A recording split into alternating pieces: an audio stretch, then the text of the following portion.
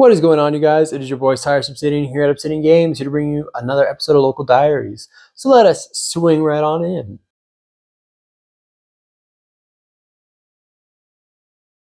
So for today's Local Diaries, we didn't do too hot with Rescue Ace, so we're going in with something I think has a little bit more viability, still rogue, and still going to blow our opponent's minds as we head back to DD. Again, Arc 5 is one of my favorite eras in Yu-Gi-Oh! And just pendulums. What can I say? I love them.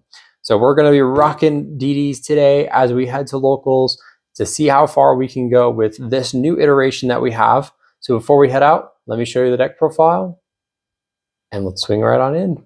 All right, so I'm super excited to play this deck today. To start off with the DDD line. We are playing 3 copies of the new DDD Zero Doom Queen Machinex, 3 copies of DD Savant Kepler. These are the main ones that we really want to see when it comes to starting our hand.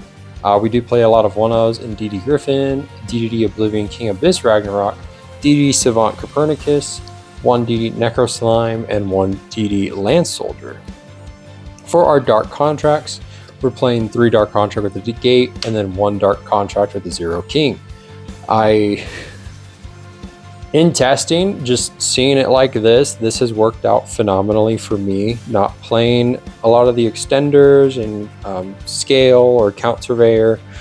Scale Surveyor I am definitely thinking about putting back into the deck just because I really like it as an extension point. Because it's essentially another Griffin, but just a little bit better in my opinion. But it's definitely a thought process that I'm going through. Some other extender pieces that we play are starters. We play 1 copy of Nightmare Throne and then 3 copies of Dark Spirits Mastery. This lets you jump any of the dead hand traps or the cards we don't want to draw and just be able to get your Doom Queen Machinex to your hand. So I mean, really good card. Came out of Speed Duel surprisingly. So, well, originally came out in a set that's really old. I have the original Wing Dragon Raw stuff. But anyways, for the rest is a lot of non-engine. We are playing 3 copies of Ash, 3 copies of Molcharmi Fuelos, 2 copies of Ghost Bell, 2 copies of DD Crow, 2 copies of Droll and Lockbird, and then 1 crossout, 1 call by, 1 1-for-1, which is another extender or starter piece, 3 copies of Imperm, and 3 copies of Dominus Impulse. So my thought process is here, if we get rid of the 1-for-1 here, we're playing as a lot of non-engine, so that way when we go second game 1, we're hitting them with a lot of hand traps and then hoping and praying we see one of our 1-card starters and just pop off from there. Like, as long as that resolves, we're pretty much flying high.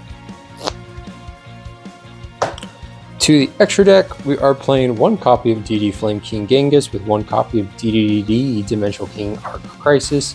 I think it's just still so cool that he's like the Supreme King's Yark for DD. For Synchros, we're playing 1 copy of First King Kovis and then 1 Curse King Siegfried. These are just really good. I decided to drop the big boy because it just wasn't doing all that great. We are playing first Exceeds, Wise King Solomon, Marksman King Tell, Wave High King Caesar, and then 2 Deuce Machinex. This card is just so good, that's why we play 2 of it. And then some non-DD cards that we actually play are Typhon, because surprising, he's a Dark Fiend, Zeus, and then number 77, the 7 Sins. Really cool, you can slap this on top of a Machinex, swing, and then make Zeus. So that's really cool. That's the reason why it's here. You can also slap it on, yeah, that's pretty much it. You just slap it on Machinex and just boom. Since it's a 4,000 beater. And also you can, detach 2 to banish as many special summon monsters your opponent controls, then attach 1 of those to this card. So I mean, really interesting tech choice in my opinion. And then for our links, we're playing 2 Gilgamesh and 1 Sky King Zeus Ragnarok. I think this is just like the best ratio to play for this deck in terms of the extra deck. Once that new card comes out, you definitely can flex these 3 or even a Machinex for that new fusion. I think that infusion is really good, being able to recycle some of your materials back, which is awesome. And then for our side deck, we are playing just 2 copies of Nibiru in the side. Figured in decks, rogue decks that lose to Nibiru, Nibiru is going to come in really clutch. Otherwise, the rest of it is kind of just a board breaker approach in 2 copies of Thrust, 3 copies of Dark Ruler, 3 copies of Raigeki, 3 Lightning Storm, 1 Duster, and then 1 D-Barrier for when we go first and into a game 2 or 3. Yeah, D-Barrier just can hard lose some decks. We also hard lose to it, so the cross out calling D-Barrier will be really clutch if it happens. If it doesn't, it doesn't. But yeah, that is our deck profile. So let's head to locals and send others to a different dimension. What's going on, you guys? So we are here at Duke City Games. We've made our return, and honestly, small turnout. Only 10 people for tonight, so 4 rounds. But then some have dropped, so it's only 8 of us. Anyways, round 1 we played against the Orizio Onomat deck that, hand loops, just set some crazy board, whatever. We win die roll, we go first. We're able to establish board with Siegfried, High Wave Kingsinger, Machinex, Ragnarok, and pass. He's super polys, but now he's having to deal with the Wave King Caesar, since Caesar's a water fiend, not a dark fiend. He is forced to use up all of the negates from that. We have an Ash, we have a DD Crow, and an Impulse still. So he wasn't playing through that.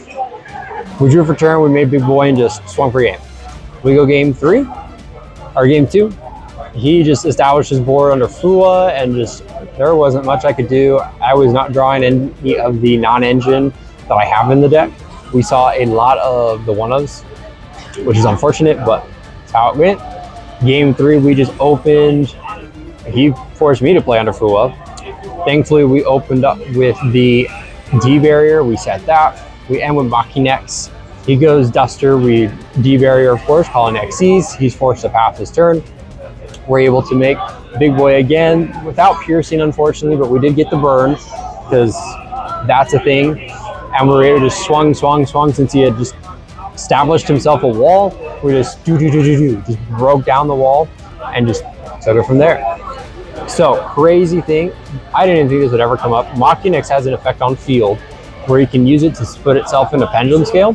We had Kepler in hand, so the plan was normal Kepler, pop off. But I was like, let's try something. We scale Kepler, go effective the Machinex, target the Kepler, target Copernicus, and that's what got our ball rolling because we needed the Necro Slime engrave. I believe that's what we needed engraved. But that's what we did. We were able to pop off from there and just establish and take the W. Game 2, we played against Blue Eyes. I think that's all that needs to be said. He goes first. He passes it to me. We couldn't do lethal through Ash, Mourner, Imperm, Androl, but we did half of that. So I mean, we were able to at least establish a good board, and then just on the crack, just swing for game. Game 2, he opens up first. He sets 2 Imperm, has another roll, but we had enough hand traps to put him on. Okay, do you have the extenders? And from there, we were able to just push through his board again, the double Imperm, the double that. We ended up on a Siegfried, Machinex, Ragnarok with only 1 negate, which was unfortunate, but that's what we ended on. We did also have double Imperm, or an Imperm, but that was enough to just seal the deal. Since we had every material engraved, we just made big boy, and we were able to swing for enough damage, and then make big boy, do the rest. So we're able to take it there. Got 2 more rounds to go. We're 2-0, let's see where we go. For round 3, we play against Dragon Ruler, so the rematch of Wednesday. Game 1, we go first. We're able to set up board with Wave High King Caesar, Machinex, Ragnarok. That was enough.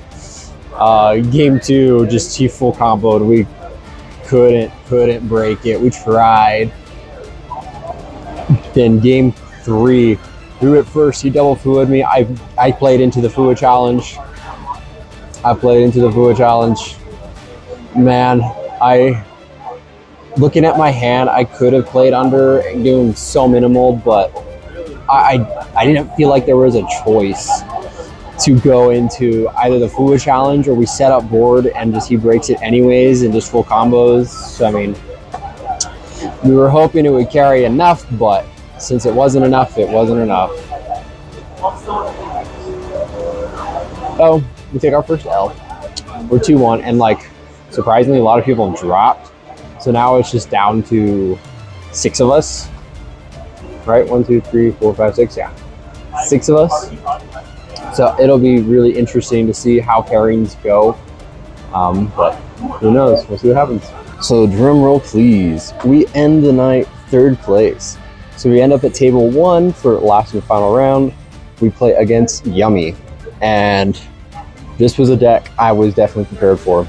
We win die roll, go first. We set up full combo. Ragnarok, Machinex. We had Wave King. We had Siegfried.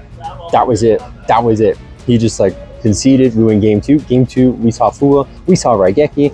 We saw everything to break the board. He even fooed us in game 1, and we had the cross out. So I mean, it was beautiful. Finally, the 1-up came up.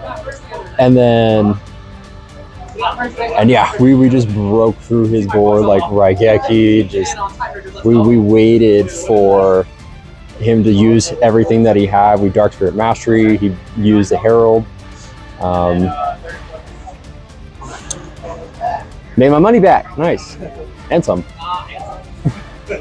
And then after Dark Spirit Mastery, he tried to Yummy stuff.